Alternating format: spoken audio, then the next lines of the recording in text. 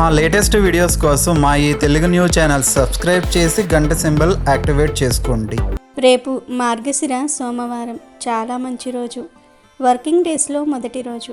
అయితే ఈ సోమవారం రోజు మీరు వాడే పర్సులో ఇది పెట్టుకుంటే ధనానికి లోటు ఉండదు అని పండితులు చెప్తూ ఉన్నారు. మీరు ఏ పర్సులో ఇది పెట్టుకోవటం వల్ల మీరు కోరుకున్నంత డబ్బు వచ్చి పడుతుంది. ఇటీవల కాలంలో ఆడవారు మగవారు ఇద్దరూ కూడా పర్సులను ఉపయోగిస్తూ ఉన్నారు. కొంతమంది ఆడవారు హ్యాండ్ బ్యాగ్స్ను వాడుతూ ఉంటారు. అయితే మీరు వాడే పర్సు లేదా హ్యాండ్ బ్యాగ్లో డబ్బులు నిల్వ ఉండాలంటే, మీ పర్సు డబ్బుతో నిండిపోవాలంటే రేపు మార్గశిర సోమవారం దీనిని మీ పర్సులో పెట్టండి. ధనం ప్రవాహంలాగా దూసుకు వస్తుంది. ఎవరు అవునన్నా కాదన్నా ప్రపంచమంతా డబ్బుతోనే నడుస్తుంది. డబ్బు ఉంటేనే ప్రతి ఒక్కరి బ్రతుకు బండి ముందుకు వెళ్తుంది. అందుకే అందరూ డబ్బు కోసం కష్టపడుతూ ఉంటారు కూడా. ఇదిలా ఉండగా కొందరు ఎంతగా ప్రయత్నించినా డబ్బులు ఊరికే ఖర్చు అయిపోతూ ఉంటాయి. తమ పర్సులు ఖాళీగా కనిపిస్తూ ఉంటాయి. మరోవైపు ప్రస్తుత డిజిటల్ యుగంలో చాలామంది డబ్బులను పర్సులో ఉంచటం లేదు. ప్రతి ఒక్కరూ ఆన్లైన్ లావాదేవీలను చెల్లించేందుకు ఆసక్తి చూపిస్తూ ఉన్నారు. కొందరైతే దీనికి బాగా అలవాటు పడిపోయారు కూడా. అయితే ఇప్పటికీ కొందరు వ్యక్తులు వ్యాలెట్ను వాడుతూ ఉన్నారు. అయితే అలా వాడేవారు వాస్తుశాస్త్రం ప్రకారం పర్సును ఎప్పటికీ కూడా ఖాళీగా ఉంచకూడదు. ఎందుకంటే మీ వ్యాలెట్ ధనలక్ష్మిని ఆకర్షిస్తుంది. ఈ సందర్భంగా మీ వద్ద డబ్బుకు ఢోకా లేకుండా మీ ఆదాయం పెరగాలంటే కొన్ని వస్తువులను మీ పర్సులో ఉంచుకోవాలి. కొందరు వ్యక్తులు ఎంత సంపాదించినా త్వరగా ఖర్చు పెట్టేస్తూ ఉంటారు. అంతేకాదు తిరిగి అప్పులు కూడా చేసేస్తూ ఉంటారు. దీనివల్ల ఆర్థిక సమస్యలను ఎదుర్కోవాల్సి వస్తుంది.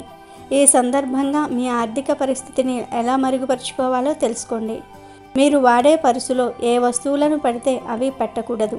ఇది మీ ధనంపై ప్రభావం చూపుతుంది. మీరు వాడే పర్సులో ప్రతి ఒక్క వస్తువు నీట్గా ఉండేలాగా చూసుకోవాలి. గడువు ముగిసిన కార్డులు, బిల్లులను పెట్టుకోకూడదు. అవసరం లేని వస్తువులను కూడా ఉంచుకోకూడదు. వాస్తుశాస్త్రం ప్రకారం మీరు వాడే పర్సులో లక్ష్మీదేవి ఫోటో లేదా శ్రీయంత్రాన్ని ఉంచుకోవాలి. ఇలా చేయటం వల్ల మీ ఆర్థిక పరిస్థితులు మెరుగుపడే అవకాశాలు కూడా ఎక్కువగా ఉంటాయి. అయితే లక్ష్మీదేవి ఫోటోను పెట్టుకోవాలనుకునేవారు అమ్మవారు కూర్చున్న ఫోటోనే వాడాలని గుర్తుంచుకోండి.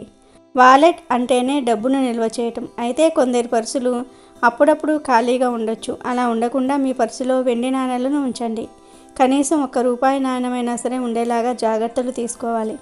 అలాగే మీ పర్సును భద్రపరిచేందుకు సరైన స్థలాన్ని ఎంచుకోవాలి. ఏదైనా సెల్ఫ్ లేదా అల్మరా అయినా సరే ఆ ప్రదేశం పరిశుభ్రంగా ఉండేలాగా చూసుకోండి.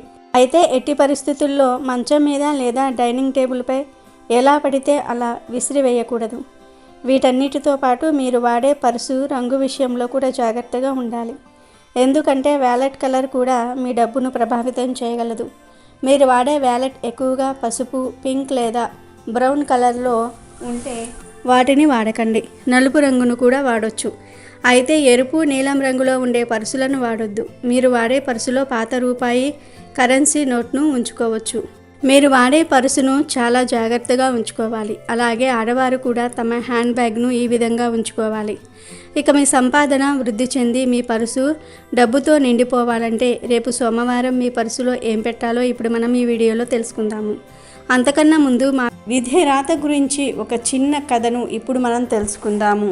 ఇంద్రుని భార్య ఇంద్రాణి ఒక చిలుకను పెంచుతూ ఎంతో ప్రేమగా చూసుకునేది. ఒకరోజు ఆ చిలుకకు జబ్బు చేసింది. దిగులు పడి చిలుకను వైద్యుడికి చూపించింది. ఆ వైద్యుడు ఇక చిలుక బ్రతకటం కష్టం అని చెప్పాడు. ఆ మాట విన్న ఇంద్రాణి పరుగున ఇంద్రుని వద్దకు వెళ్ళింది. మీరేం చేస్తారో నాకు తెలియదు. నా చిలుకను బ్రతికించండి, లేదంటే నేను చచ్చిపోతాను అని కన్నీరు పెట్టుకుంటుంది. దానికి ఇంద్రుడు, దీనికే ఇంత ఏడవటం ఎందుకు? అందరి తలరాతలు రాసేది బ్రహ్మ కదా. నేను వెళ్ళి ప్రార్థిస్తాను, నువ్వేం దిగులు పడకు అని బ్రహ్మ దగ్గరకు ఇంద్రుడు వెళ్ళాడు. ఇంద్రుని ద్వారా విషయం తెలుసుకున్న బ్రహ్మ, నేను తలరాతలు మాత్రమే రాస్తాను, దాన్ని అమలు చేసేది మహావిష్ణువు, కావున మనం విష్ణువు దగ్గరకు వెళ్దాం పద అంటూ బయలుదేరారు. వీరు రాకను గమనించిన విష్ణువు వారిని ఆహ్వానించి విషయం తెలుసుకున్నారు. నిజమే, ప్రాణాలు కాపాడేవాణ్ణి నేనే, కానీ చిలుక ప్రాణం చివరి దశలో ఉంది. మళ్ళీ ఊపిరి పొయ్యాలంటే శివునికే సాధ్యం, మనం ముగ్గురం శివుణ్ణి ప్రార్థిద్దాం పదండి అన్నారు. అలా ముగ్గురు శివుని దగ్గరకు వెళ్ళి విషయం చెప్పారు. శివుడు ఇలా అన్నారు, ఆయుష్ పోసేది నేనే, కానీ ప్రాణం తీసే పని యమధర్మరాజుకు అప్పచెప్పాను. మనం వెళ్ళి యమధర్మరాజును అడుగుదాం పదండి అంటూ అందరూ బయలుదేరారు. ఇంద్ర, బ్రహ్మ, విష్ణువు, శివుడు అందరూ కూడా యమలోకానికి రావటం చూసిన యముడు వారిని సాధారణంగా ఆహ్వానించి విషయం తెలుసుకున్నాడు. అయ్యో, అదేమి పెద్ద పని కాదు. మామూలుగా చావుకు దగ్గరగా ఉన్న వారి పేర్లను, వారు ఎలా చనిపోతారు అన్నది ఒక ఆకు మీద వ్రాసి ఒక గదిలో వేలాడ తీస్తాము. ఏ ఆకు రాలి కింద పడుతుందో వారు ఆయా సమయాలలో చనిపోతారు. పదండి వెళ్ళి ఆ ఆకును తొలగించి చిలుకను కాపాడుదాం అని అన్నాడు. యముడు, ఇంద్ర, బ్రహ్మ, విష్ణువు, శివుడు ఆ గదిలోనికి వెళ్ళగానే ఒక ఆకు రాలి పడింది. ఆ ఆకు ఎవరిదో అని, అందులో ఏమి రాసుందో చూద్దామని ఆకును తీసి చూడగా ఆ ఆకుపై చిలుక మరణానికి కారణం ఇలా వ్రాసి ఉంది. ఎప్పుడైతే ఈ గదిలోకి ఇంద్రుడు, బ్రహ్మ, శివుడు, విష్ణువు, యమధర్మరాజు ఒకేసారి వస్తారో అప్పుడు చిలుక మరణిస్తుంది అని వ్రాసి ఉంది. ఇదే విధి, విధిని ఎవ్వరూ తప్పించలేరు. వీడియో నచ్చితే లైక్ చేసి షేర్ చేయండి. అలాగే మా ఛానల్ని కూడా సబ్స్క్రైబ్ చేసుకుని మాకు సపోర్ట్ చేయండి. ఇక వీడియోలోకి వస్తే, రేపు సోమవారం ఉదయం ఈ పరిహారాన్ని చేయండి. చాలామంది తమ భర్త సంపాదన పెరగటం లేదని, పిల్లల సంపాదన పెరగటం లేదని బాధపడిపోతూ ఉంటారు. ఈ పరిహారం ఎవరైనా చేయవచ్చు. మీ సంపాదన పెరగటం కోసం లేదా మీ ఇంటిలోని వారి సంపాదన పెరగటం కోసం ఈ పరిహారం చేయాలి. ఈ పరిహారానికి మీరు రూపాయి కూడా ఖర్చు చేయవలసిన అవసరం లేదు. కేవలం మీ ఇంటిలో ఉండే వస్తువులతో ఈ పరిహారాన్ని చేయండి చాలు. మీ పర్సులోకి డబ్బు విపరీతంగా వస్తుంది. రేపు సోమవారం శివుడికి పూజ చేసిన తర్వాత ఒక పేపర్ను తీసుకోండి. వైట్ పేపర్ను తీసుకొని దానిపై 21 బియ్యం గింజలను వేయండి. లెక్క పెట్టి కరెక్ట్గా 21 బియ్యం గింజలను తీసుకొని వాటిని పేపర్లో వేయండి. పేపర్లో వేసే ముందు మీ సంపాదన పెరగాలని, మీ పర్సులో డబ్బు నిల్వ ఉండాలని కోరుకొని బియ్యాన్ని అందులో వేయండి. ఆ తరువాత ఒక యాలుక్కాయను ఆ పేపర్లో వేయండి. యాలుక్కాయ అంటే శ్రీ మహాలక్ష్మీదేవికి చాలా ఇష్టం. ఇక వీటిని పొట్లం కట్టి శివుడి పటం ముందు ఉంచి మీ సంకల్పం చెప్పుకోండి. ఆ తర్వాత పొట్లాన్ని మీ పర్సులో ఎవరికీ కనబడకుండా పెట్టుకోవాలి. పర్సులో వీటిని పెట్టుకోవటం వల్ల ఆర్థికంగా మీరు నష్టపోకుండా ఉంటారు.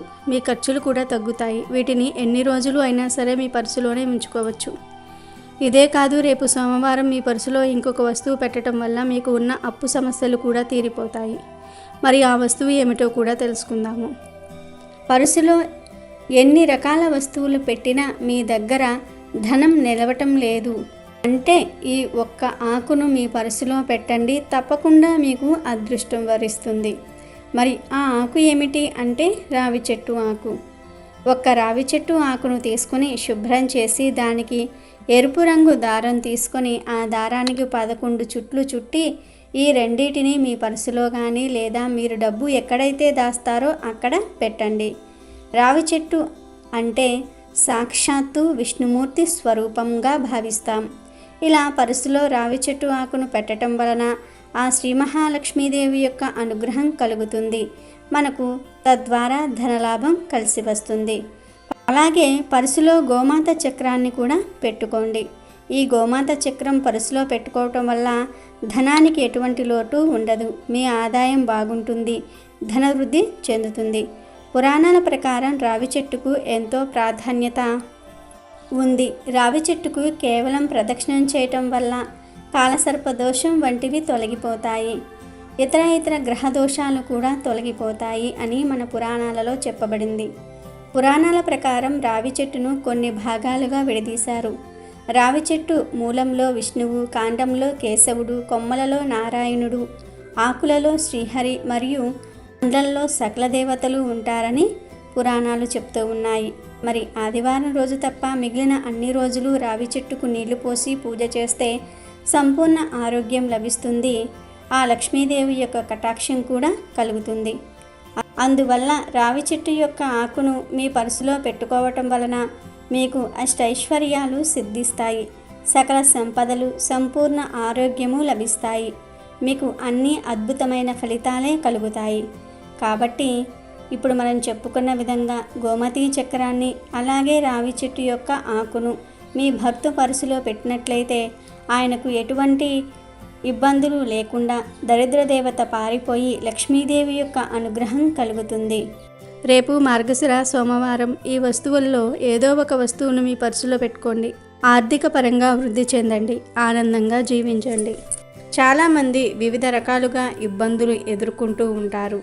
ధన సమస్యలు, ఆర్థికంగా ఇబ్బందులు, ఆరోగ్య సమస్యలు, నర దృష్టి వలన సమస్యలు, ఇలా అనేక రకాల ఇబ్బందులు అనుభవిస్తూ ఉంటారు. మీకు ఏ విధమైన సమస్యలు ఉన్నా సరే సోమవారం ఇంట్లో ఉండే వస్తువులతో ఒక చిన్న పరిహారం చేయండి. ఏమీ లేదు, గుమ్మం బయట ఈ వస్తువులను వెలిగించండి. వ్యాపారం చేసే చోట కూడా బయట దీనిని వెలిగించవచ్చు, చాలా మేలు జరుగుతుంది.